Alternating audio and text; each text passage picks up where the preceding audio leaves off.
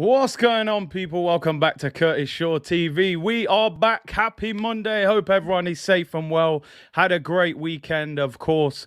You know, I wasn't here on Saturday for the watch-along, unfortunately. I decided to go and watch Arsenal as I thought, you know what, this is a game we will actually win and it might be worth watching. So I went to watch Arsenal at the Emirates and, you know, a weekend off, no stream, unfortunately. But great to be back with you all. Nice that we can talk about an Arsenal victory for once today and, you know, shed some positive light on the team. And do you know what? If today's stream doesn't go exactly how I hope, what I'll probably do is just start again and do what UEFA did. You know, the draw didn't go well and they started again and just did another one. Why not, eh? Why not? So, yeah. Crazy scenes going on at UEFA today. They actually, for those that don't know, obviously there was a Champions League draw at around 11 a.m. and for some technical fault, they had to start again at 2 o'clock and do a second Champions League draw. I mean, brown envelopes. Someone looked at that draw, made that phone call and said, listen, man, nah, you better start that again. You know, I'm not accepting that. So if today's stream does not go perfectly, we'll just, you know, wrap it up and start it again. Florida Water, it is way too early in the week for you to be running those kind of jokes. Who did Arsenal draw? Oh, man. Hey, Arshavin was there. So, you know, we was a little bit part of it. But what a weekend. Yeah, do you know what? Let's go. I'm going into Granit Xhaka mode from early, people. Let's go into Granit Xhaka mode straight away. We've got a lot to get through today. The press conference.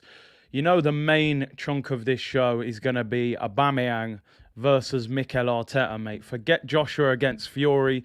Forget all of that. It is Aubameyang against Arteta. Champions League, what's that exactly? I can't remember the music. I don't know what it even feels like to be a part of that tournament anymore, people. So, yeah. But I think envelopes were going off. And to be honest, even the Formula One. I mean, I can't lie. I'm not a massive F1 fan. I don't watch it too much. But I turned on with about 10 laps to go. And, I mean, Lewis Hamilton, man. If I was him, I'd be on the phone to a solicitor this morning saying, listen, do you know what I mean? How are they adjusting rules, you know, when you're about to win the world title? That is some serious... And what I will say, people, if those roles were reversed, would those rules have been changed? You know, if he was behind Verstappen? I don't know, man. Corruption at its finest. I'm telling you, some brown envelopes have been moving around this weekend. UEFA... and the FIA, man, there has been envelopes all over the place because some serious corruption's been going on in sport, people. I said, you're backing Aubameyang on the ringside. Bro, I got the towel, you know, I got the water, I'm squirting the yo, you know whose corner I'm in here, people. Rules are the rules. Come on, man, yeah. But people, you know, they're shaping the rules for themselves. Big up Nelson, he said, we see you in the crowd Saturday leading the Mickey Tetters Red and White Army chat. Listen, you wouldn't see me there, let me tell you about it. You would not see me there. I was, you know, at the game in the full-on Arsene, I had the Arsene Wenger jacket on and everything. Brown envelopes, business. Last of them said, bro, someone said that jacket you were wearing on AFTV was hiding all the new merch. Listen, I came out of there scot-free, man. I never spent a penny in that club shop. Victory against the bang average Southampton is not enough to gas me up. Ryman said Hamilton was robbed. Martin said Verstappen won it fair, LOL. Aubameyang is captain. Listen, we're going to delve much deeper into the Aubameyang situation. Penalty spot was an absolute travesty, not good for the sport of Formula One. Rules bent to the max. Oh no, pun intended. Yeah, definitely were bent to the max. I mean, the guy who runs the FIA said he did it for excitement purposes. You know, he wanted a shootout. One lap, whoever wins it wins the title. But as I said, roles reverse, I just don't think that would have happened. But anyway, we're here to talk football. Big up to every single one of you in the chat. Thank you very much for tuning in. Like I said, it's good to be back. Feels like I haven't been on for a while. So yeah, but do you know what? Before we start, because I can see a lot of you asking about the Champions League. So just in case you haven't seen the new Champions League draw. Of course, it was redrawn because of all kinds of corruption. This was the new draw. So Salzburg play Bayern Munich. Sporting Lisbon have got Manchester City. Benfica play Ajax. Chelsea play against Lille. Jonathan David, of course, a player we're being linked with. We'll see. Atletico Madrid against Man United. So Man United initially got PSG. They were fuming. And now they got Atletico Madrid. Probably slightly easier, but still difficult. Villarreal against Juventus. Unai Emery, wasn't good enough for Arsenal, but now Champions League knockout stages with a tiny, tiny little club. Against Juve, Inter Milan against Liverpool, and PSG get Real Madrid this time. That's some crazy business. How is stuff like that happening in 2021 is absolutely crazy. PSG, Real Madrid is probably the standout tie of the draw, to be honest. So, yeah, there we go. There's the draw, people. But, right, let's get into it. It's fight night, people. It's time. In the red corner, from Gabon, weighing 187 pounds, we have Pierre-Emerick Aubameyang. And in the blue corner, coming from Spain, we have Mikel Arteta. And they are going to war, people. They are going to war. Do you know what? It's only right that I set up a poll for this one. And what I'm kind of trying to figure out is, like, whose side are you more leaning towards in this situation? Who do you feel is the more guilty party? So I'm just going to put in the poll, are you Team Aubameyang or are you Team Arteta? Some of you are probably neither one, really. I know a lot of people have been criticising Aubameyang. A lot of people have criticised Arteta. So you may be neither one of them. But I just want to know kind of where you feel the blame lays with and who you feel is more in the wrong in the situation. So we're going to delve deeper. The poll is up. Big up Snake Eyes. He said, big up the best YouTuber. We miss you, bro. I'm sorry, Big C. The puppy got me. I had to get the new merch. I'm glad to see you back. Hit the likes. It's the puppy, Curtis. That's what Kevin Campbell would say. It's the puppy, Curtis. They played PR man of the match. They put a puppy on Saka's chest and people had their card details out ASAP. I managed to avoid it. I didn't spend a penny. But yeah, big up Snake Eyes. Hope you're well, bro, and hope you're recovering well from your operation. Liam said, I think Aubameyang sleeps Arteta. Aubameyang was in the wrong here, though. The club is the star. Totally agree. Whittle Jupp said, I'm team Dusan Vlahovic. Unfortunately, his agent treats us like private callers, mate. He's not interested in them phone calls. Diego said, I'm on what's best for the Arsenal. No person, player is over the badge. Totally hear you on that. Buenos Aires Guna said, that puppy screams PR and they've played a blinder. El Hustle, would you take Cavani at Arsenal? No, needs service and we do not create. Although he can still finish, but no, I wouldn't want him now. Codemstified said, wish there was an option in the poll for Knive. I should have probably added a third one. Tom said, block those calls. And John said, big up Big C. They weren't envelopes. They were suitcases. I'm telling you. They dropped big bags on people this morning. Penalty Spot said, both at fault. They should have been kept behind closed doors. Right, let's get into it. The quicker Arteta goes, the better. He said, right, let's get into the story.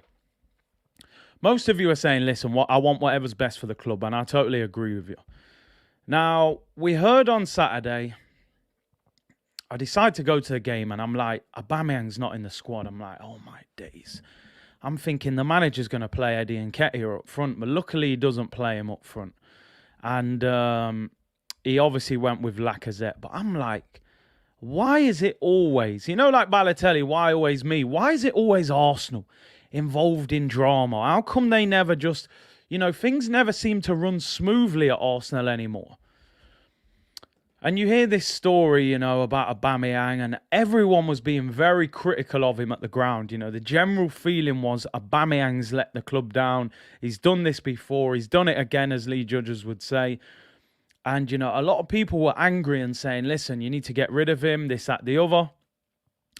I was like, okay, I get it, but let's just make sure we know the facts first. Let's make sure we know the facts. So, Ornstein has come out today with this report for The Athletic, and we've got some more details. So we're going to delve into it. I'll get your opinions. I'll give you mine. We'll find some balance somewhere in the middle, people. So David Ornstein has said, Aubameyang absence info. He went to get his mother from France. He returned later than expected. There was confusion over the COVID test. He was sent home from the training ground and was told to stay away on Friday. The tattoo in London was totally unrelated, it says, to any of the situation. So, let's break it down. Let's break it down, people. So, he's gone to France to collect his mother, assuming he's bringing his mum back to England. Now, we know that Aubameyang's mum was ill last season, right? His mum was ill last season. He was given permission by the club to take a trip to France while the club had a day or two off. His mum wasn't well. He was supposed to come back on Wednesday. He was supposed to come back on Wednesday to train on Thursday. Come back Wednesday, they were off, train on Thursday, train Friday, involved in the game Saturday. Now, Aubameyang turned up on Thursday in the country. He arrived on Thursday, so he was 24 hours late. He turned up at the training ground on Thursday. So he wasn't late for training, he was late arriving in the country. Now, where the confusion has come from is apparently when you arrive back in the UK from a country, obviously outside of the UK, you have to give, I believe they were saying, 24 hours so that you can have your COVID test, make sure you're negative before you return to the training ground. So arriving on the day, they're saying you can't do that. So he gets sent home. You can't train today because of the COVID testing, blah, blah, blah. But you should have been back yesterday. So they're annoyed. But from what I'm reading of the story, and I hope I'm not getting this wrong, I've been, done quite a bit of reading about it. Aubameyang could have trained on Friday. This is what I'm reading. He could have trained on Friday. The club told him, don't come back on Friday.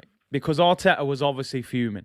Now, Spec, honestly, I'm going to do my best here to keep this balanced. Honestly, I'm not going to lean towards either. I'm going to make a case for both and keep it as balanced as possible. Man said man's always late, I'm telling you. So he turns up on Thursday at the training ground. I'm ready to train, but you've turned up too late. You need to do your test. You are allowed to train on Friday. But Arteta was fuming and said, don't bother coming in on Friday. Even if your test is clear, you are not playing on Saturday. You're out of the squad. So, in the Aubameyang situation, I'm going to put it like this. This is where I'm going to really try and be as fair on both of them as I can. Aubameyang's gone to France to pick up his mum who has had, she's been ill. Clearly, she must not be well because I'm trying to understand why would he have to go to France to collect her, right? Surely if she was well, she could just get on a plane and come to England from France. The fact Aubameyang's had to go to France to collect her and bring her back to England, I'm assuming that she's not well. But like people are saying, she does have many sons. We know he's got a brother. Maybe somebody else could have gone to collect her. So in that sense, did he have to go? I don't know. We don't know the full details. Now, on one hand, should Mikel Arteta be saying his mum is unwell, he's had to go and collect her. We know how complicated things can get with COVID and travelling and things like that. Should he have showed a little bit more patience and just understood what was happening and said, you know what, I'm not going to feed him to the wolves. It's his mum. She's not well. Anybody in this chat, if your mum is not well, I don't care if you're on 300 grand a week or 300 pound a week or 30 pound a week. I think your mum is your biggest, that's your biggest issue. Not turning up for training, even though we are football fans. So in that sense, I'm thinking, there you go. There's the word. I couldn't find the word there. Should he have shown more compassion to Aubameyang and said, listen, it's his mum. Life is more important than football. It's one of them things. Or Has he just looked at it and said, listen, we gave you permission to go. You should have been back on Wednesday. What was the complication? You've been late on a regular basis before. I've had to discipline you before. This time, I have to put my foot down. This time, I have to put my foot down. Because he's the manager, and maybe he feels like Aubameyang is taking him for a ride. I have to admit, and I know some of you will say, you're acting Aubameyang's lawyerish. Should he have shown more compassion? We don't know the full circumstances.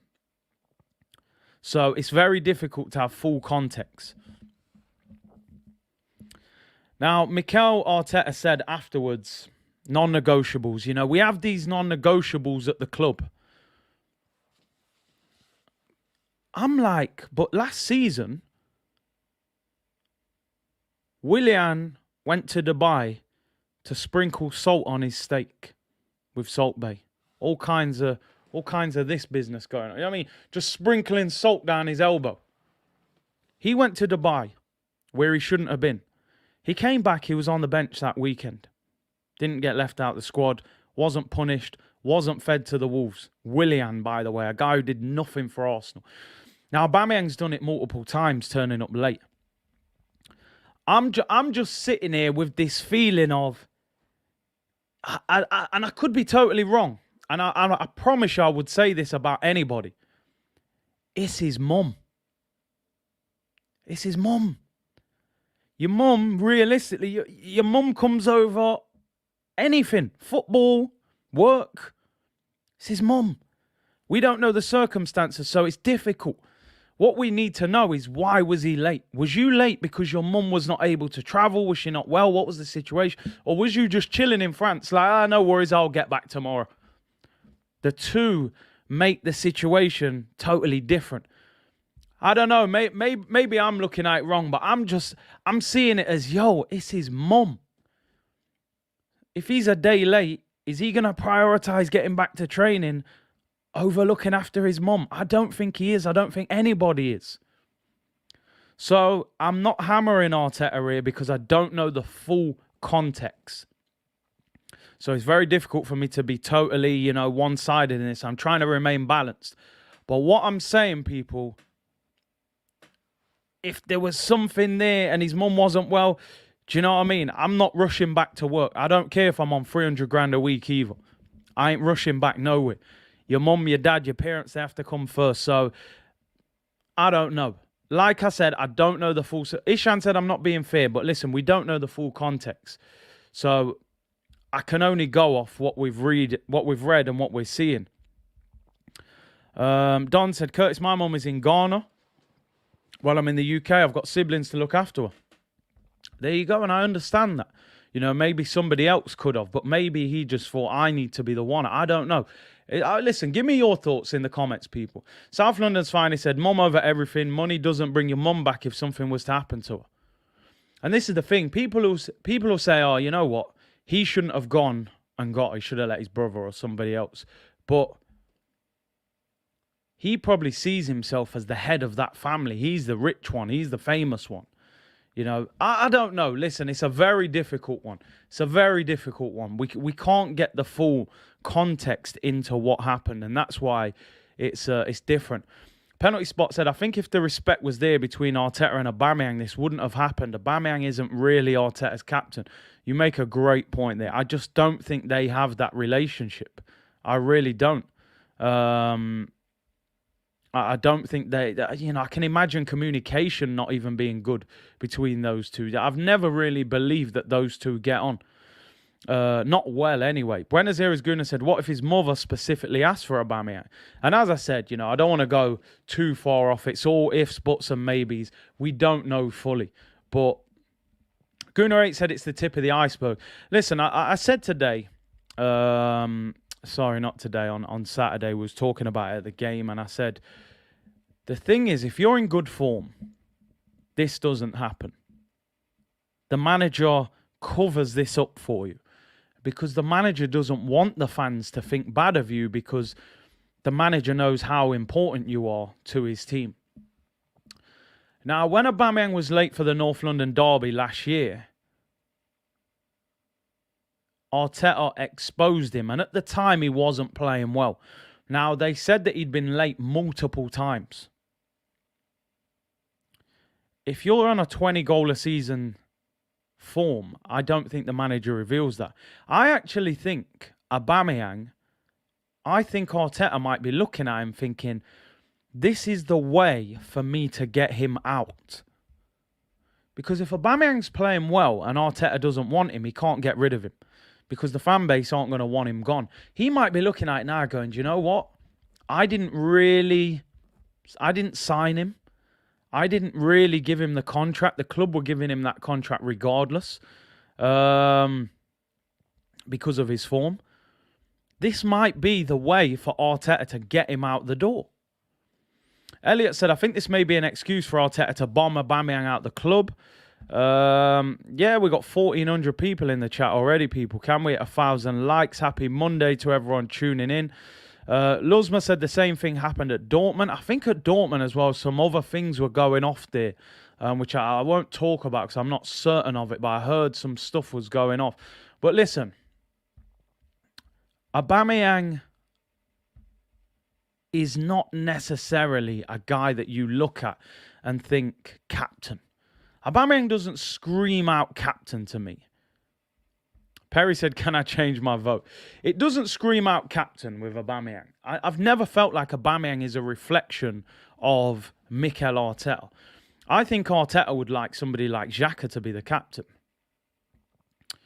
But we know what happened with Xhaka. And this is another thing. I heard a lot of people saying, yeah, Aubameyang, strip him of the armband and all this sort of stuff. I'm like, cool, I get it. He's not leading well. He's definitely not leading well. But I'm like, Xhaka did way worse than him.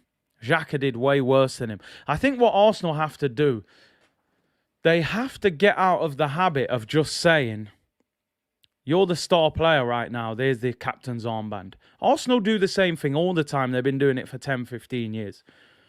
A guy becomes the best player, starts to run down his contract. Arsenal go, there's a big bag of money, and there's the captain's armband. And you go, all right, I'll take the armband. Now, some of them have worked, some of them haven't. Omri, Fabregas, Van Persie, Aubameyang. Whoever the star player is, give them the captain's armband. More often than not, these guys end up leaving the club. Arsenal have got to stop doing that and start looking at who is the leader in the dressing room. In my interview after the game, I said, you know what? I don't believe we have an obvious captain at the club. Some people say Ramsdale, not a big fan of goalkeepers being captains. Some people say Tierney. Tierney's injury prone. That's the only problem with him. Gabriel, I believe Gabriel only speaks okay English now. Is that a big problem? I don't know. So I don't think we have any obvious captain in that dressing room where you can say it should be him. It should definitely be him. I mean, Karumi said Ramsdale. Realistically, Ramsdale, Tierney is obvious. See, and what people have to understand is leadership is not always as it appears. Sometimes people go, he should be the captain because you see him shouting on the pitch. That makes you think he's the leader. That could just mean that he's vocal. You need somebody that players actually look to him in a crisis and they believe that he can lead this club in the right direction. Is Tierney a leader in the dressing room? We don't know that. We don't know that. He could be, but he might not be. I'm not sure. It's a tricky one. Laka or Xhaka. I don't think Xhaka should have the armband back. Lacazette's leaving in the summer. Do you want to give it to a guy that's leaving? Thomas said Odegaard for captain. I know he's the Norway captain. Doesn't strike me as a captain really of Arsenal. I'm just not sure. But listen, it could be. It could be. Let me end that poll. Interesting. 55% of you siding with Arteta and 45% with Aubameyang. Let me try and do another poll. Can you add options? There we go. We can add options, I think. Yeah, right. Here we go. Who should Arsenal's captain be? Who should be Arsenal captain? Arsenal captain. I think you can put 4. So I'll put Aubameyang there. Let's put Ramsdale. Let's put Gabriel. Let's put Tierney. A few of you said Odegaard. Oh, no, only lets me do 4. Right, so I've put 4 in there. Oh, sorry, Odegaard, you're not in the reckoning for this one.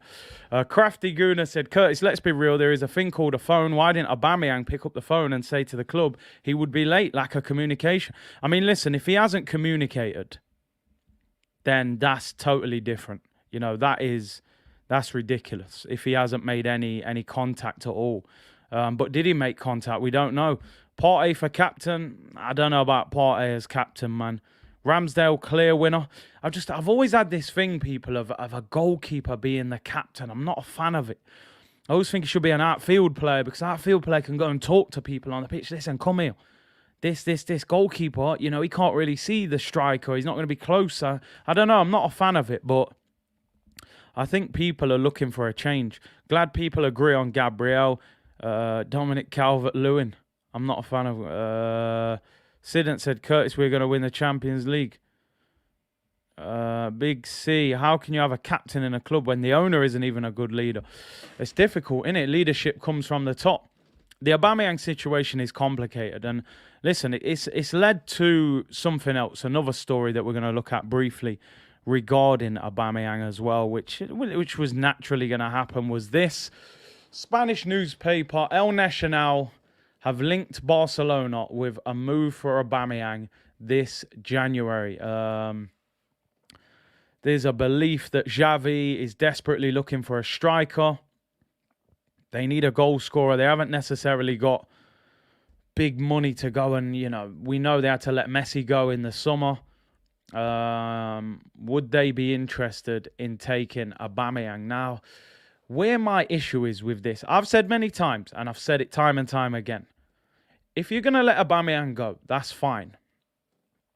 But you have to replace him, right? You can't go with Lacazette as your striker until the end of the season. He has those games where he doesn't look like scoring. We know that Vlahovic, his agent, is treating us like some, you know what I mean, don't even want to answer the phone. So you have to find an alternative. Cap said he'd do well at Barca. I just think Aubameyang and Arteta does not work. I think it does not work. I don't think they get on. I think he will be in and out of the team. He'll probably miss the next few games. He'll eventually worm his way back in. And something else will probably happen between them. I don't think Aubameyang likes Mikel Arteta. And I don't think Arteta probably really loves Aubameyang either. You got to remember, Arsene Wenger signed him. Emery probably got the best out of him. And Arteta, they kind of just got thrown together. Sorry to say, but come and get him. Dominic Calvert-Lewin and Jonathan David as replacements. Listen, my issue with this deal, if there was any potential in this deal, they couldn't give Messi 500 grand a week. So I don't know how they give Aubameyang 300 grand a week. That's my first issue. Second of all, we know they're in financial difficulty. How much would they pay us? I think they'd be looking for a loan move. Now, loaning out Aubameyang, to me, makes absolutely no sense. I just don't think it would be... Why would you loan out Aubameyang? If Aubameyang's leaving Arsenal, you've got to sell him and get money for him and replace him. I think he would actually score a few goals at Barcelona with the amount of creativity they've got. I think the deal would suit him. It would probably suit Arteta.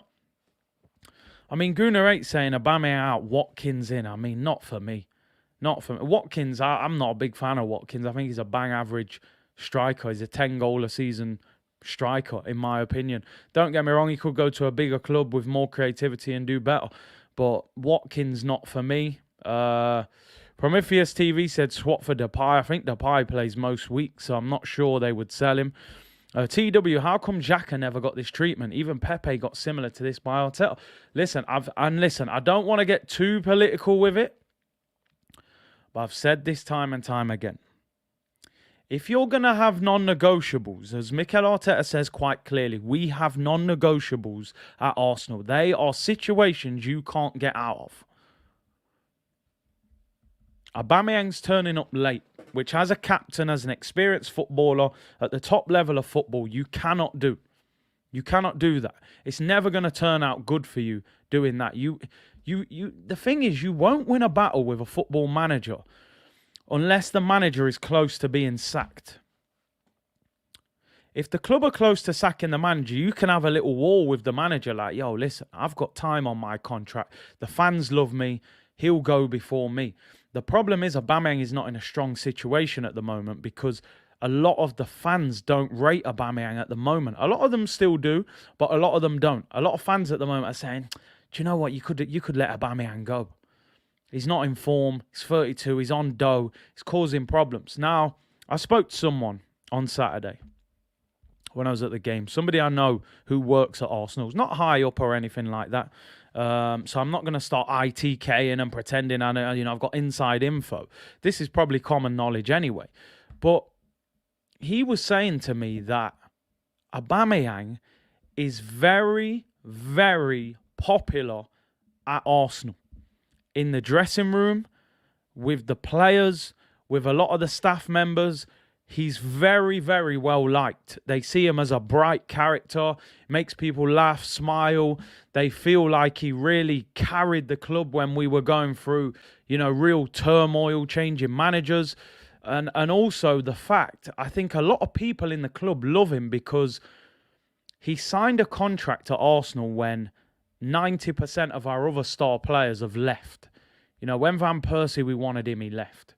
Fabregas, all these guys left us. So there was a general feeling that we've had some real commitment from Aubameyang. Obviously, the problem is that the form has disappeared. And that's where the problem has come from. So this isn't no quick fix. I'm telling you, this is a problem. And I'm really disappointed that we're in this situation because you need this club to just concentrate on football. And now we've got like a soap opera occurring around the club while we're trying to concentrate on games. Is he going to play against West Ham? I think what my problem is this. This is my only problem with Mikel Arteta and the way he's dealt with this situation. If you have non-negotiables, keep the energy the same for everybody. That's my only problem. Keep your energy the same for everyone. Granit Xhaka has had 45 yellow cards now, 6 reds. He took the armband off, threw it on the floor, and told the fans to F off. When he came back, Arteta forgave him quickly, begged him not to leave, and has always brought him in as soon as possible, no matter what has happened for Granit Xhaka. When Pepe got sent off against Leeds last season, he fed him to the Wolves. When Aubameyang has done this, I feel like he's kind of thrown him out there a little bit. Now, I don't mind you throwing him out there if you think he's totally wrong. Just keep that energy the same for everyone. You call them non-negotiables. That means you can't, pick and choose when you want to be strong-minded.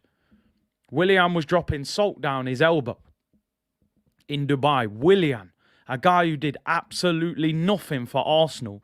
He was in the squad that weekend.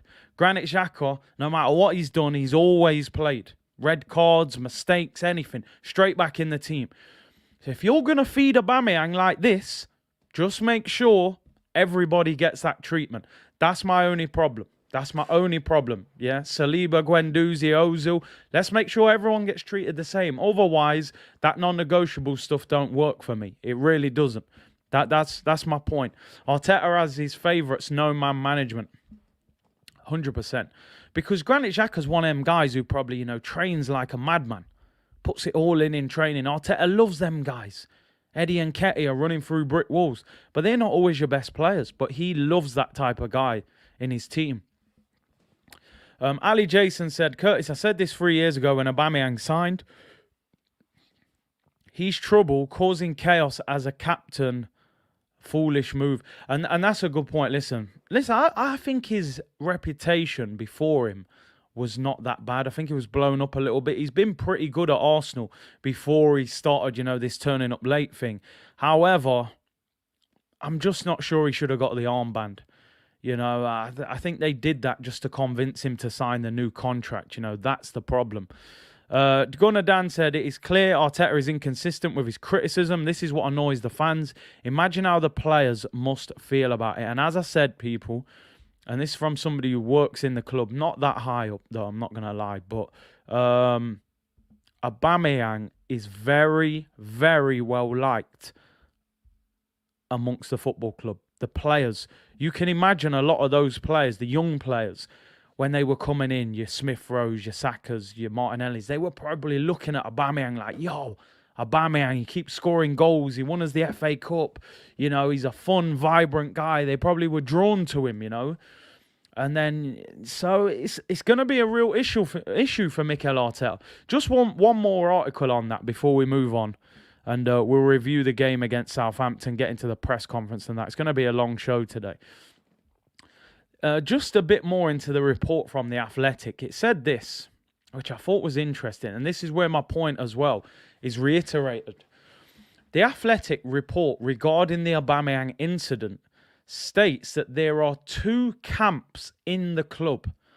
Those who believe this is a display of strong management, and others who feel the affair was an unnecessary case of airing dirty laundry in public. And this is what I'm saying. When you're the manager of a big company and somebody does something wrong, you have two ways how you can deal with it. You either deal with it the way Arteta dealt with it, which was throw it out there, because what Arteta's trying to do there is protect himself. He wants the fans to know, listen, I'm not just leaving Aubameyang out for no reason. This is why I've left him out. So then we're all going to go, it's Aubameyang's fault, not Arteta's. That's what he wanted to do in this situation. Now, some managers, I've even seen it at lower levels that I've played at, where players have done things, and managers will protect them at times. Managers will protect them.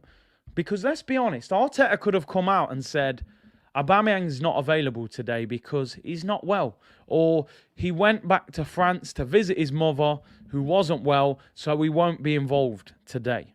He could have dressed it up differently to protect his player if he wanted to.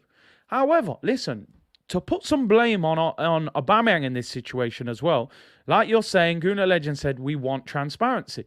So in that case, maybe he's right to tell us so we understand what's happening. At the same time, Aubameyang has done this probably over and over again, so maybe Arteta's got to the point where he's going, do you know what? I accepted you turning up late sometimes when you were scoring 25 goals a season. But when you're scoring 12 goals a season and my neck's on the line, I'm not going to defend you. I'm not going to tell him something else. I'm going to actually tell him this guy is ill-disciplined. He turns up late and I've had enough of it. So listen, it's 6 of one, half a dozen of the other. But what I can say, people, this is not a good situation for Arsenal Football Club. He is the captain. He is the leader of the dressing room. He's the big boy who is, like I said, liked and respected by a lot of people at the club.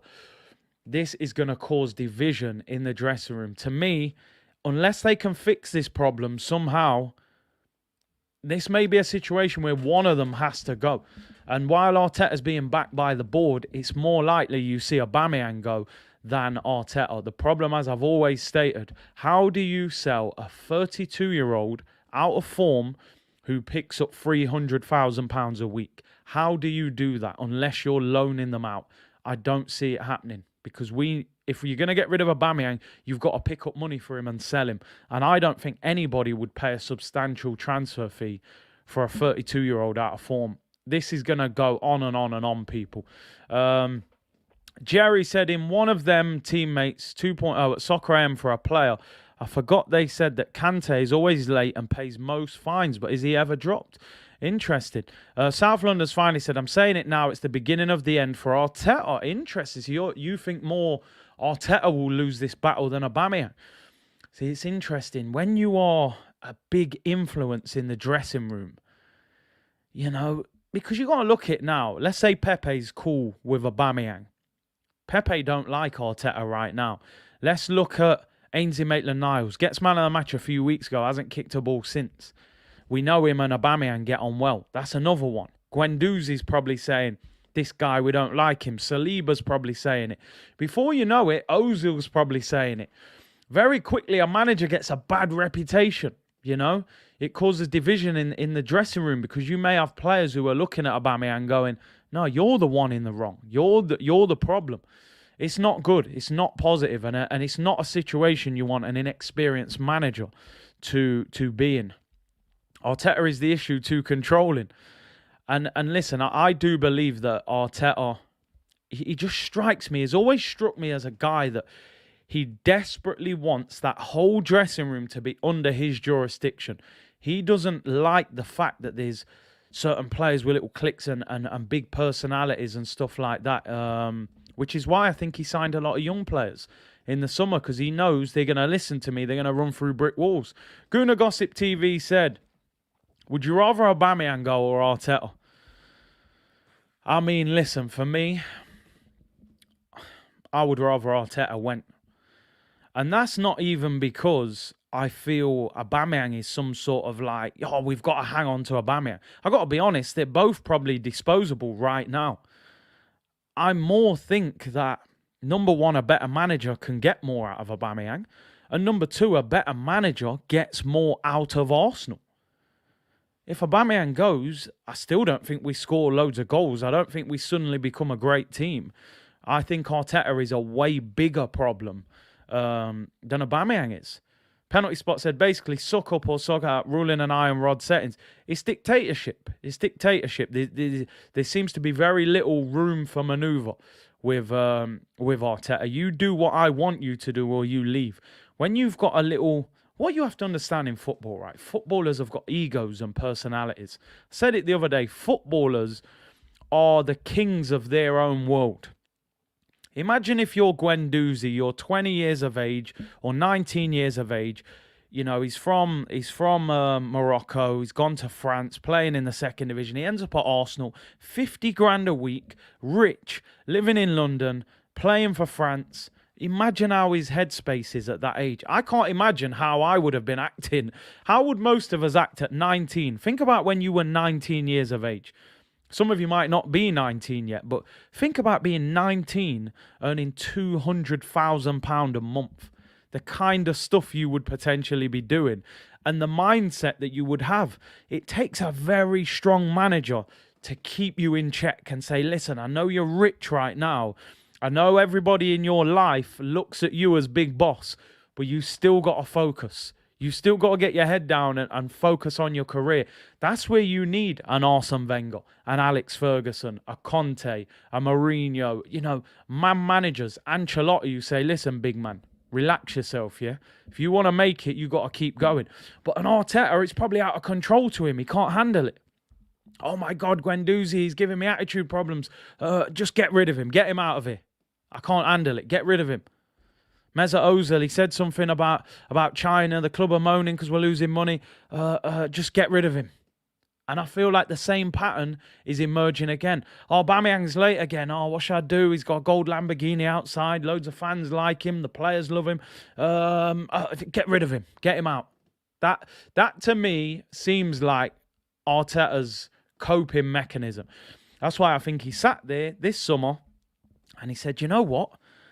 Everyone we sign this summer, I'm going to get someone who's 21, 22, who's probably come from a situation where they're going to appreciate being at Arsenal. I'm not going to go and sign somebody from a top club who it's like he's doing me a favour. I'm going to get a young player with a lot to prove that's going to love playing for Arsenal.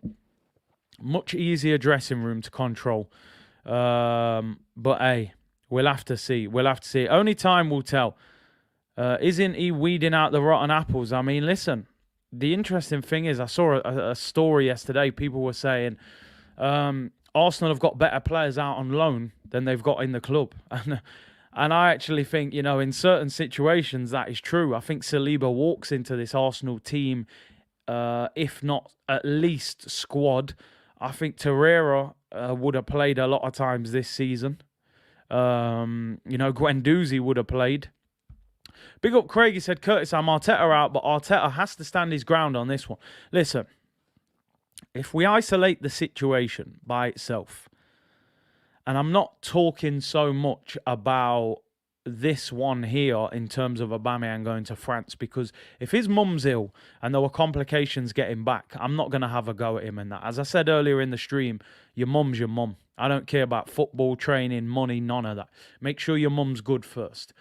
But we don't know the full details yet. So, if it's more than that, then he deserves criticism. If not, then, you have to kind of let him off. But it depends. We'll hear the full story. What I'm saying is, Arteta is the manager. He's new. He's trying to prove himself. What he can't afford is a player to take away the power out of his hands. When you're the manager, even though you've got to kind of have a bond with the players still have to know, you're big boss. When it comes down to it, I have to respect your wishes. And I have to, deal with what you want. DV said, Big C, Pep or Klopp or Tuchel would never accept this behaviour. So why should Arteta? And you know what? I'd flip it. I would say that behaviour wouldn't happen under Pep or Klopp from Aubameyang. That's the only difference. But yeah, listen, like you said, maybe Arteta needs to move Aubameyang on to have the dressing room under his full jurisdiction. But bigger than the Aubameyang situation, I don't like that whole dictatorship situation of I have to dictate to everyone how this changing room should run. You should have some big personalities. You should have players that are a little bit outspoken or jokers or players who are a bit more serious. You have to have that whole blend and mix. Thierry Henry, they said, had a massive attitude problem. There were loads of things like that. But listen, it's one of them. It's a difficult situation. I'm sure we're going to hear more over the next few days. I checked the poll quickly before we get out of here. So 34% of you think Gabriel should be the new captain. 33% think Kieran Tierney. 24% Ramsdale. And just 9% of you think that Aubameyang should continue as captain. So most of you want him out of the armband. But we'll see. There are rumours going around at the moment that Aubameyang could be stripped of the armband. I mean, if Arteta takes the armband off Aubameyang, I would say Aubameyang would be leaving the club. So if we hear over the next few days Aubameyang's getting stripped of the armband, I would say that's him done. He's leaving. Munib said, Curtis, the problem is Arteta has never managed before, hence he does not know how to manage any of these situations.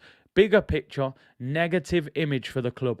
And listen, you make a great point. You can do your coaching badges. You can be assistant manager. You can do, all the coaching stuff that you want, all the things that they study on how to deal with situations.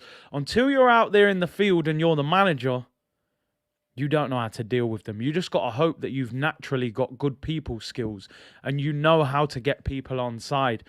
One thing I always say in life, respect is stronger than fear.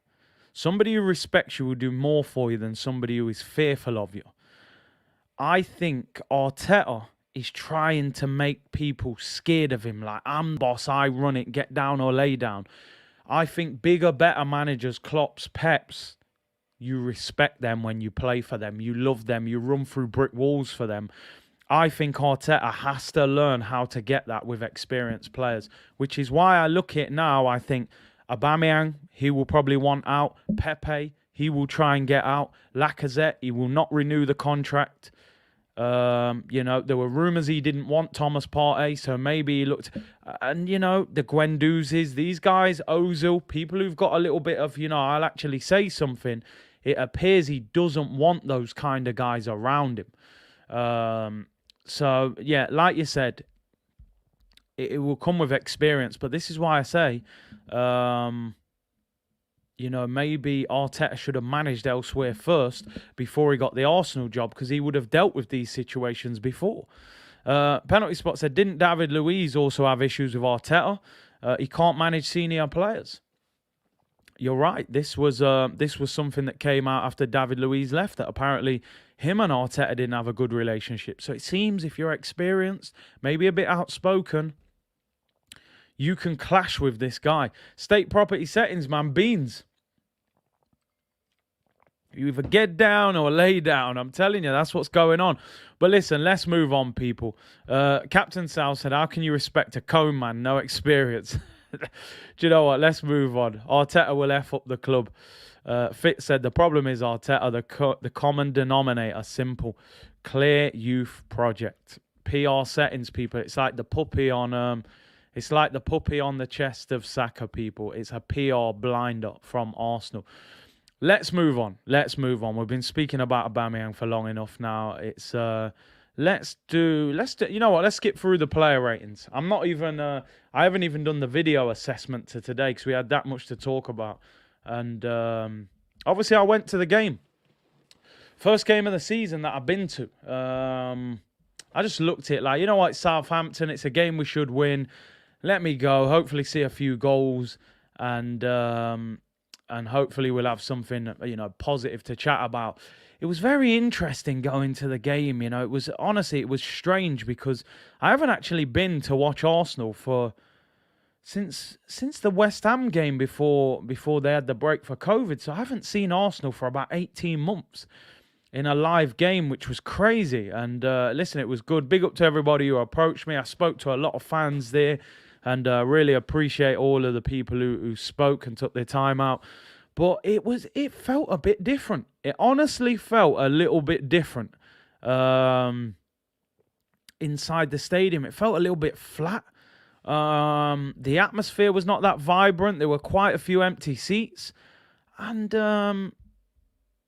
but we needed the goal. We desperately needed the goal. But there was at kickoff, I saw quite a lot of empty seats, and we started the game fairly slow. In the first 20-25 minutes, Southampton, kept the ball. Ward-Prowse had a few shots. And then, obviously, we scored the goal. The first goal was brilliant. I saw the Arsenal website was hyping it up.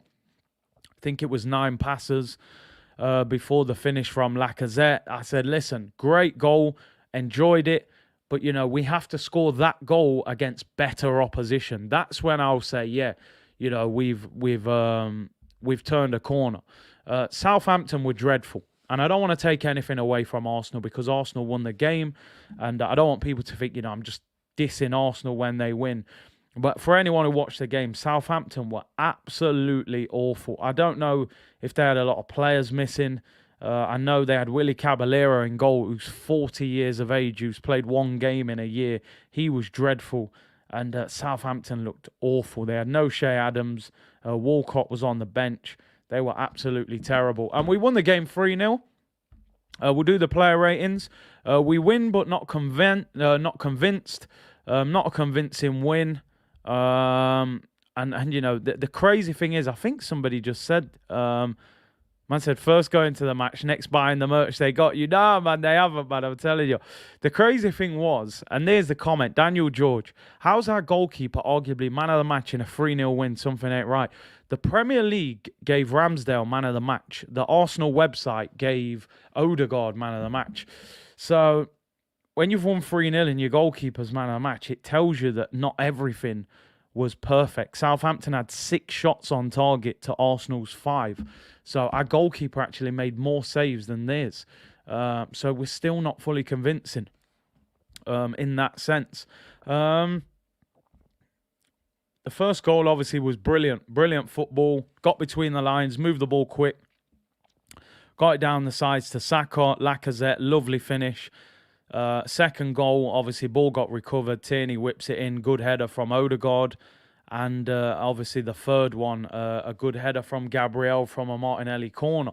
I came out of the ground and I was like, I'm happy that we won. I looked at Arsenal and it was striking me that we lack star quality. That's what was really striking me. It was striking me that there aren't many players at Arsenal where I think, give him the ball, give him the ball. And I know sometimes you have to move on from times of the past, but even, a couple of years ago, Aubameyang was on fire. Lacazette got player of the season. Ozil a bit before that when he was balling. Alexis Sanchez was just phenomenal. Cazorla was balling. I kind of look at this Arsenal team and I think if you was playing against this Arsenal team, who are you really scared of? We're playing West Ham on Wednesday. And everyone in the ground was like, boy, West Ham, man, Antonio's going to rough man up and Jared Bowen. And them, man, are not even like world beaters. But I'm like, are they saying that about us? How many of our players are they really scared of? And I just think we lack a little bit of star quality, man. That's what we're desperately lacking. And certainly the midfielder. Certainly we need a ball-playing centre midfielder. First half, Xhaka gave the ball away about 5 times. It was crazy how many times he gave the ball away. Fair play to him. He did get better in the second half. 1.7k in the chat. Thank you very much for tuning in. Great support this Monday. Make sure you lick down that like button. Let's get 1,000 likes to start the week. We've got a big week coming up, people. Watch-alongs will be back. Don't worry about that. On Wednesday, we play West Ham. Massive game for Arsenal. We can actually overtake them and go into the top 4 if we win that game. So that is Wednesday evening, and Saturday evening we play away at Leeds United. So 2 games this week, lots of content to come. We'll have previews. I'm going to try and get a West Ham fan and a Leeds fan on the show as well. Cello said Martinelli is going to be that player. Listen, I hope so. I've got to be honest. Martinelli does excite me when he gets the ball. He's got that direct running style, and I think we need to stick with him and continue to play him if we're going to develop him. Cazorla's birthday, by the way, I mean, what a player. A genius of a footballer. Simple as that. Loved him as a player, and we've never replaced him. Johan said we lack star quality in a system that depends on star quality. And you know what? That's a good point. That is a really good point because, you know, you look at Solskjaer. Solskjaer didn't have a great system, but people said anything he does achieve is because of the individual brilliance. I don't think Arsenal have enough individual brilliance, and I think that's what we're lacking. You know, I think we need now to concentrate on bringing in difference makers into the team, you know. Adams, there's just no need for it. It's only Monday, you know. We ain't even warmed up yet for the week. Big up for the super chat. He said, hey, Big C, who did you guys draw in the Champions League knockout stage? Sorry, my bad. Do you know what? The draw was that corrupt. I'm surprised our name didn't come out. I think if you pay enough, you can get into that draw now. They had to draw it twice, so... Hey, man, it's too early for that, man. Elliot said, I love that little Spaniard, Cazorla. What an absolute genius of a footballer. Left foot, right foot. Melbourne said, when it matters, Curtis, Arsenal don't win. This is it. Like I said, I was happy about the win. But let's see how we get on Wednesday. Let's go through the player ratings. I try and get through them quite sharp. There was nothing major. No one was majorly brilliant. No one was dreadful. Start with Aaron Ramsdale. Thought he had another good game. Made some really good saves. I haven't even written these down and planned them. So, Aaron Ramsdale, I'm thinking 7, 8. They gave him man of the match, the Premier League. I thought he was solid. In fact, I'm going to give him an 8. He made a couple of great saves. One of them I saw quite close up. And it's funny, you know, because a lot of fans now, I don't know if you're hearing all this, a lot of fans are slandering Ramsdale at the moment, saying that he's a camera hyped up goalkeeper. He's tipping shots over the bar that he could catch. You know, he's getting a lot of slander, man. They're trying to come for him. Maybe they're hating on him. People. But some of you giving him 8, 10 for the knee slide. Yeah, man's doing Thierry Henry knee slides when we score. 7. Goatdale 8.456. I'm going to give him an 8. I thought he made some really good saves at vital times as well. Yeah, and he started off the attack. Someone just said, yeah, he started the attack for the first goal. So, yeah, I'm going to give Ramsdale 8 out of 10. I'm going to give him 8 out of 10. Sean said he does overdo it. But, yeah, people saying, you know, shots that he can catch. He's tipping them over the bar and doing backflips and all sorts. But, no, I rate him. I give him 8 out of 10. Tomiyasu. I thought Tomiyasu was very good again. But he seems very dependable. I'm not going to go crazy with him because he has had a couple games where he's been a little bit. Cucurella gave him problems. Fought against Palace. He struggled a little bit. Liverpool wasn't great. So let's not pretend he's been incredible the whole time. But Tomiyasu, for me, is turning into that solid, no-nonsense, Mr. Reliable fullback that we've just kind of needed for a while. I do think he needs to get forward a little bit more. I would like to see that. But he did play a role in the goal. I'm going to give him 7.5. I'm going to give him 7.5. Some people saying 8. The only reason I'm not giving him an 8 is because I just didn't think he was up against anyone. He was playing against a guy called Teller who didn't really trouble him. You know, he was good. He was good. I'm giving him 7.5. I don't want to get carried away with the ratings because we weren't playing against a great attacking team, but he did well. I'll give him 7.5. Tommy 7, he dragged the defender off because he went forward more, Big C. He's turning into Monreal. I mean, Monreal was the steady Eddie, wasn't he? I think 7.5 is fair. Let's go to Kieran Tierney at left back. Tierney's performance, I was watching him, during the game, and I like Tierney, I do like Tierney, but there was a couple of times Nathan Redmond got the ball, kind of done him quite easy, but then he looked very good on the ball, Tierney. When he's on the ball, he looks very assured. He was, organising as well, which I liked. I thought he was good without being spectacular, Kieran Tierney.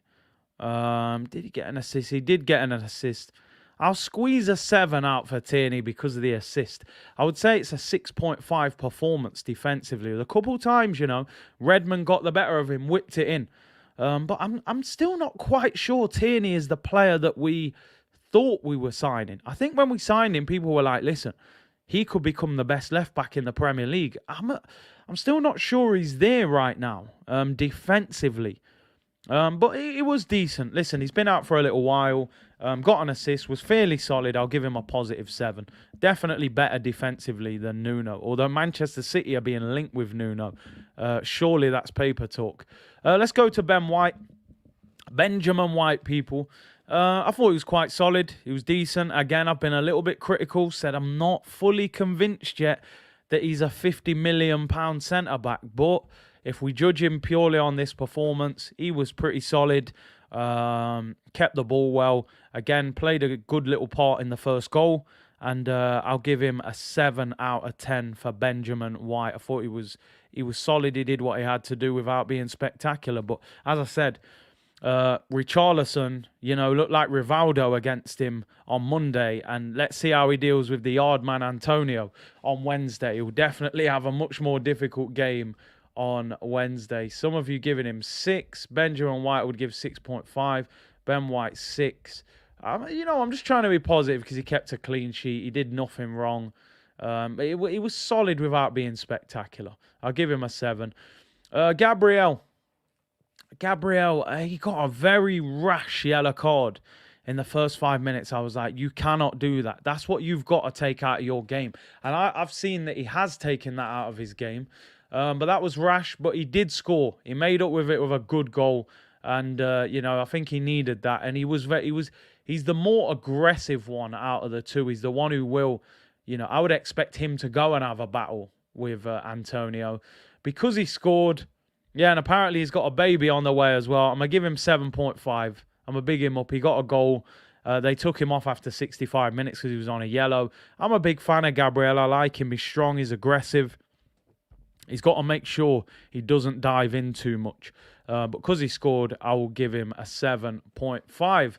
Let's go into the midfield, people. Bukayo Saka, he got a yellow card. He set up the goal.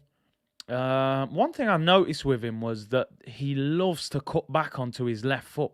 Really didn't go on his right foot that often, and he has actually got a decent right foot. But listen, he got an assist.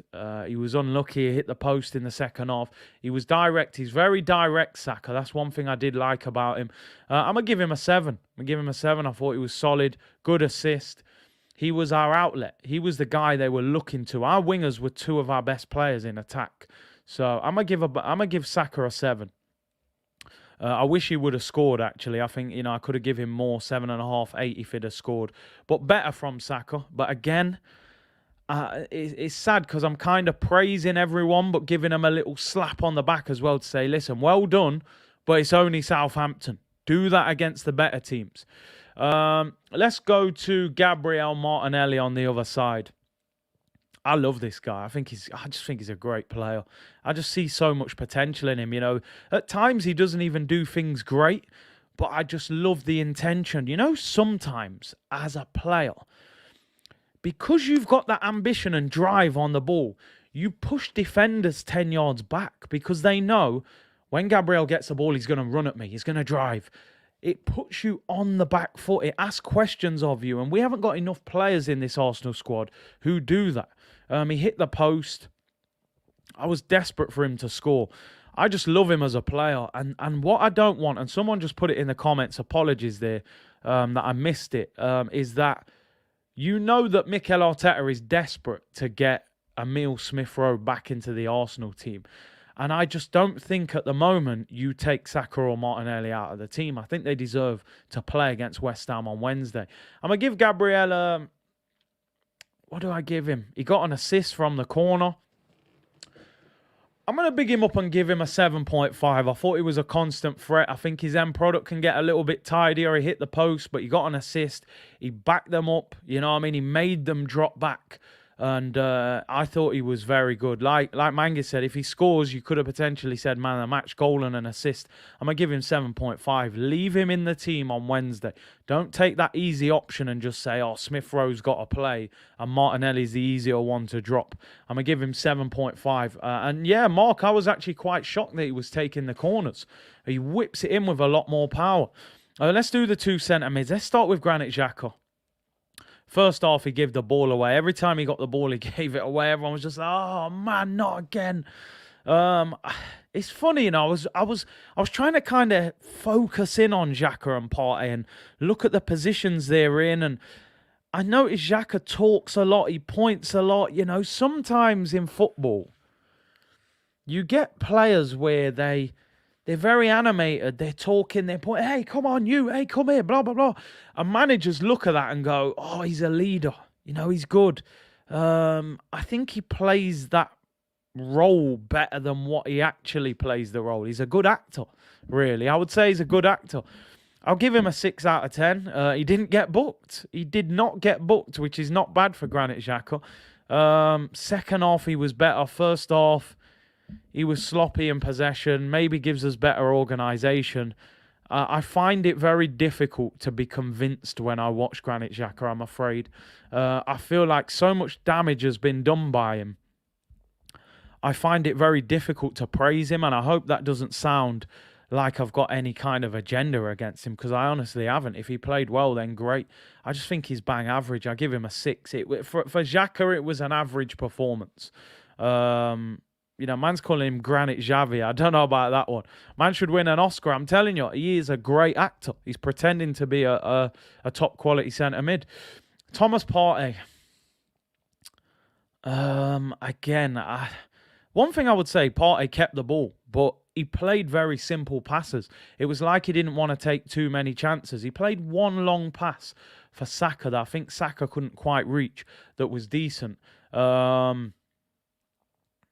With Partey, it's just like I watch him and I think I'm expecting to see a beast, a powerhouse.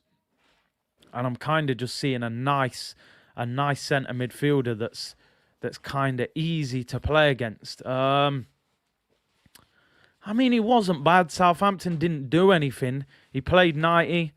I just kind of wanted to see him bully people a bit more. I'm going to give him a 6.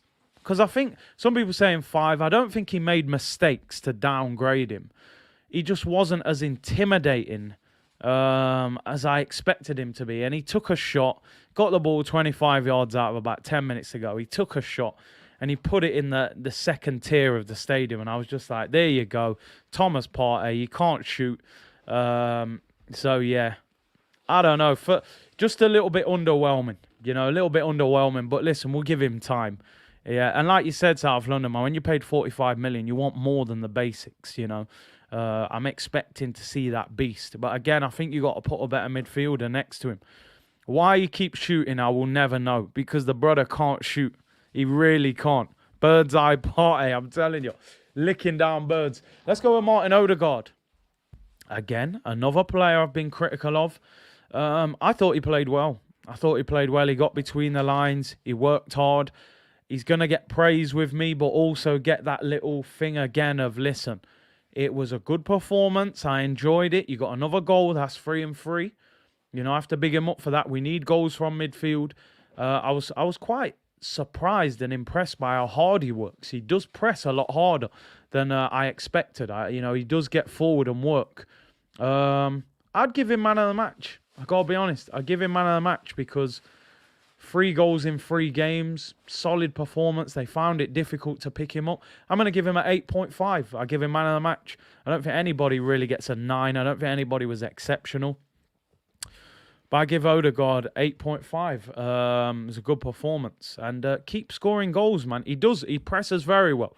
I was actually pleasantly surprised by how hard he works. And he's clever on the ball. But again, what my criticism of Odegaard has been is, are you a fair weather player? On a Saturday afternoon against a poor Southampton team, you look very good. I need to see that performance against, West Ham on Wednesday, or when we play Man City and stuff like that. So I give him 8.5. I think he deserves that man of the match. Hopefully he keeps turning up for us. We need a midfielder who can score goals. Kimani said Odegaard has done well with 3-3, but will be a passenger when we need him. Mangi said he needs to show up against bigger opposition. And Chef Chris said, why not Xhaka shoot and Partey passable? I mean, Xhaka doesn't really shoot that much, does he? And people say he's got a decent left foot. Melbourne said he's Partey fit. I mean, maybe we've rushed him back into the team and he's not fully fit. Wednesday will be a bigger test for all. Let's go with Lacazette. Finish with Lacazette. Took his goal well. Very good finish. Should have scored 2. He had one about 10 minutes later where he's on the edge of the box. Great first touch. We're like, hit it. He has another touch. Hit it. And then he gets tackled. I'm like, why are you taking so many touches? As a striker, you have that feeling where you touch the ball out of your feet and you know that it's time to hit it. And he's still having another touch. And you're like, come on, pull the trigger. That's your second goal there. But Lacazette, he's come in. He's got a goal again with Lacazette. Southampton at home. Looks great. Gets a goal. Creates chances. Against the better opposition, he turns into that CDM kind of striker where he's dropping too deep. So I give Lacazette credit. One thing I like about Lacazette, he's got very good hold-up play. His link-up play is really good. I'll give Lacazette a 7 because I think he should have scored a second.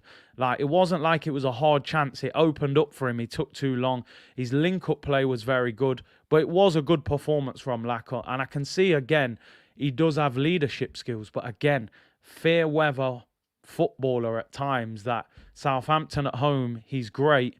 Can he do that against better opposition? So I big him up. He probably deserves a 7.5, but I was disappointed that he didn't score that second chance because for me, he should have finished it. He really should have finished it. We're going to quickly, people, before we get out of here, we're going to do waffle settings. I know it's a bit later than usual. It's 3:45, but we're going to do waffle settings quickly because I'm sure Mikel Arteta, a.k.a. Mickey Ross, will have had a lot to say regarding Aubameyang and his discipline issues. There he is with the wet look, Brill Cream settings in the rain. Arteta on the win, Lacazette, Odegaard and more after we beat Southampton, although apparently he wasn't willing to say too much regarding Aubameyang after the game. Arteta had plenty of reason to celebrate as we returned to winning ways in emphatic style on Saturday after a 3-0 win. So let's see what he's got to say. His last one was absolutely crazy. It went down in history. Get the syrup ready, people. Cone Man music business in full effect. He turned up clean shaven this weekend. On the performance, he said, in the first 15, we started the game a little bit nervy. We gave some difficult passes, balls away, and could not dominate the ball. After that, I think we picked up the rhythm, scored a really good goal. We started to dominate the game. We encouraged the players to keep going, try and be more of a threat. I think we did that well. We created more chances to score more goals. Overall, after a defeat, I think it's a good performance. Again, it's one of them, innit? Like, the feeling, this is what I'm saying, the feeling was interesting as I was leaving the ground. It was like, everyone was like, good win, but I think there was still almost a hangover feeling from the fans that we should not have dropped points against Everton and Man United. I think that was kind of the thing that was causing that little bit of, I'm not going to get overly happy because we beat a poor Southampton. On Aubameyang missing the game, he said it was a disciplinary breach, and that's why he was out of the squad. He said on whether he remains captain, he said, let's talk about the game. I tried to explain why it was, and I did it frankly. I'm not going to say anything else. I'm going to focus on the performance and the quality that was on the pitch. So he doesn't want to talk about whether Aubameyang will continue as captain. So to me, that tells me that he's thinking about whether he should. If Aubameyang's your captain and you think, you know what, I'm going to leave him out today, but he'll be back on Wednesday, you would just say, listen, he remains the captain. It's a misunderstanding and we'll move forward. Clearly, he is thinking, am I going to take the armband off him? People talking about the atmosphere, I got to admit, people, and you know me, I say it as it is, the atmosphere was not great. It was very flat. There were a lot of empty seats, and it wasn't that noisy outside of us scoring the goals. I think the fans were a bit frustrated. Short circuit answers from Mickey number 5. I'm telling you, Johnny 5 businessman from Arteta. But he doesn't want to talk about whether he remains captain, which is interesting. Let's move on. We're just going to kind of skip through it. On whether Aubameyang was available to play today, I am really happy that we won 3-0 and we move on to the next one against West Ham. So, you know, he's asking him a question that he's not answering. You know, he's asking him something and he's not answering it. You know what he's on already, people. Was Aubameyang available? He said, I'm really happy we won 3-0. He's like, I didn't ask you that. I asked you if Aubameyang was available. Man said, the sky is blue. You know what I mean? He don't want to answer the question directly. I told you, politician settings, people. Rifty said, Thursday, therapy session on Thursday. Oh, man, listen. We need to beat West Ham. Trust me, we need to beat them. West Ham drew with Burnley yesterday, people. You know what I mean? Everton, go and play Crystal Palace, get beat. They're abusing their manager, Everton fans, because their team's in such a mess. Yet we rolled up on Monday night and got beat to him. It's so frustrating. The Gooner said he answered it, but didn't answer the question. I'm telling you, Boris Johnson settings, you know what I mean, with this guy. On whether he was worried it would have an effect on the squad, he said, I've said it in the press before. Unfortunately, it happened. He said, on whether he expects more from the captain. I expect from the team what I saw today, and I'm really happy with that. I mean, listen, you know, he's not going to talk about it. You can't get anything out of him, unfortunately. Rafa broke Arteta. You know, they love that one, innit? When we win, oh, Arteta broke Klopp. Not quite. Krav said West Ham is beatable, but hey, it's Arsenal. Badir said, I like this reporter pressing the Aubameyang situation. Well done. Yeah, he's trying. He is trying, but you ain't getting nothing out of him.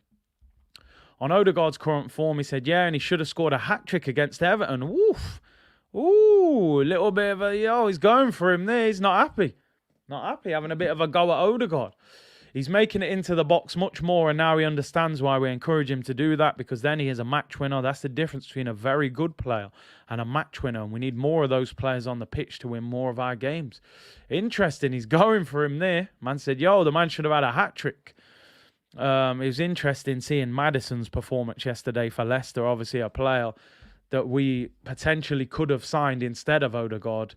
Man said, don't ask me anything. Mangi said he's going. Diss track number 8. Man said, Wodegaard. You know, Wodegaard diss. Man, big up his signing. You know what I mean? He's dissing him. There's probably a man in his ear like, Mikel, it was you who signed Odegaard, not Emery. He's, damn, I forgot. You know what I mean? Like Mikel can spot talent. You know what I'm saying? It's probably a good time to give the captaincy to someone who commands more from the team. Yeah, we're obviously talking about that as well. You know, who should be the captain? Let's skip through it, people. On why he took Gabriel off in the second half, said he had a booking. I decided to take him off. I actually agreed with that decision because I felt Gabriel could have got sent off. So he made a good choice. Holding came on. Again, they're asking about Aubameyang. On whether Aubameyang was at training yesterday. He said, again, I cannot say anything else.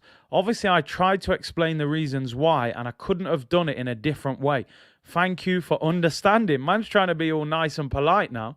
But obviously, we have heard since this press conference that Aubameyang didn't train on Friday, despite the fact apparently he was allowed to train, but the manager told him not to, and he was sent home. Mikel, the talent spotter, says, Krav. Clement said, man said Odegaard should have had a hat-trick, you know. I'm telling you. South London's fine. He said he's dissing our front line. He's saying you lot are not match winners. But he signed Odegaard, you know what I'm saying? So you can't diss a man that you bought 6 months ago. On the quality of performance, he said it's just one game and we scored 3. We could have scored more. That's it. It's just a game. Yo, the man's vexed, you know. I'm telling you, usually when they win a game, he starts dropping speeches. Man said it's just one game. We scored 3. We could have scored more. That's it. It's just a game. Man said it's just a game, you know. Oh, my. He's not happy. Clearly, the Everton and Man United result and the Aubameyang thing is still probably hanging over him. You know, that's why he probably had to have a shave. Like, yeah, I'm vexed, man. Interesting that he's giving these short, quite fiery answers. Yeah, Mick Ross ain't feeling it, man. He's got no lyrics today, man. You know, when you go into the booth and make records, you got to have lyrics. He ain't got no lyrics today, man. You know what I mean? On the West Ham game, he said, well, it's a big game, obviously, in a few days' time with West Ham. We know what they have done this season, why they are where they are. It's a big opportunity for us at home. That game's going to be tough, man. Antonio's going to try and rough man up. You know how West Ham play. But listen, West Ham drew with Burnley. Burnley are terrible. So why should we not beat West Ham at home? But anyway, this is Arsenal. It's Christmas time. And you know we're like Santa Claus FC right now, people. Everybody that can't get a win, we turn up and somehow they end up winning. On Lacazette's performance, said I was really happy with him. He's done everything we've asked him to do. First of all, he has come in and his defensive actions were top. Interesting that he praises him on his defending as a striker before his attacking. The way he linked in, the way he understood the spaces, the threat he was in the box, that's why he scored the goal. He had opportunities to do that. He really affected the team and I'm pleased with him. On Lacazette's opener, he said, we needed that. As I said, we started a little bit nervy. We couldn't break their press. And then the team showed a different level. Confidence grew. We started to play better. We managed to dominate.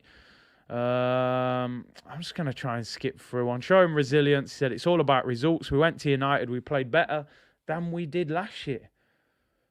But last year we won at Old Trafford and this year we lost. Find that interesting. And I'm not totally sure. He's saying we played better at Man United than we did last year. We went to Everton and we did better than last year. Again, we had moments I wasn't happy with. Watching it back, we didn't deserve to lose that game, but we did.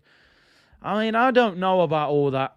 I don't know about that. To me, sometimes, not always, but sometimes, you know, he's saying we didn't deserve to lose to Everton. I think we did. We missed sitters and they scored a banger at the end. How can we not deserve to lose? The game was in our hands and we threw it away. He's saying we played better at Man United last year. Man said confused Teta. He's fuming, I'm telling you, man. He's gone to Everton, shook hands with all his former staff members and then got turned over by a team that couldn't win. He said we played better at Everton and Man United than we did last year, but we beat Man United last year. We have to find our way. When the opposition is better than us, we have to shake hands. But when we are better than them, we have to get much more from the games. I don't know. Yeah, confused Teta's going. Man said when the opposition is better than us, we have to shake hands. I don't know what he's talking about there, but when we are better than them, we have to get much more from the game. I don't know. Maybe he's saying we're paying too much respect. You just shake hands and then beat them. I don't know. Harlech said we were below average against Man United and Everton. I thought we were bang average in both those games. Everton had, 2-3 goals disallowed? Clement said, what formation would you play v West Ham? Thing is, Aubameyang's not going to play, is he? So he's going to have to play 4-2-3-1 or 4-3-3, same sort of thing, really. He'll play Odegaard, he'll play Lacazette. It's just whether he gets Smith Rowe back in. Random word settings. Arteta made a new position for Lacazette. Central defensive striker. I'm telling you, man's up front. Man said, yeah, he defended well. I think Lacazette is definitely a defensive-minded striker. On whether Aubameyang is available for the West Ham game, he said, I explained what happened today and the reason why he wasn't involved today. And that's all I'm going to say. That's it, people. End of the waffle. Just mini waffles today, people. Just mini waffles from Arteta today. He's not happy. He doesn't want to talk about Aubameyang. And He's not letting a lot go. Central defensive striker. Man said it's just a game. It's just a game, Curtis. That's what Kev would say, people. It's been a long one today, people. Long one. We've been on for an hour and 25. I will be back tomorrow, 2 o'clock. We'll start building up to the game against West Ham. Obviously, we play West Ham on Wednesday. I'm going to try and get a West Ham fan if I can and do a preview. If not, I may try and get a guest on tomorrow. Probably Drew getting Kev on or someone. I'll get somebody on and we'll discuss the game against West Ham. But yeah, just short waffle settings today. It was mini waffles today from Arteta. Big up to everyone for tuning in. Make sure you like the video and subscribe. And I'll be back tomorrow around 2 p.m. Everyone bless.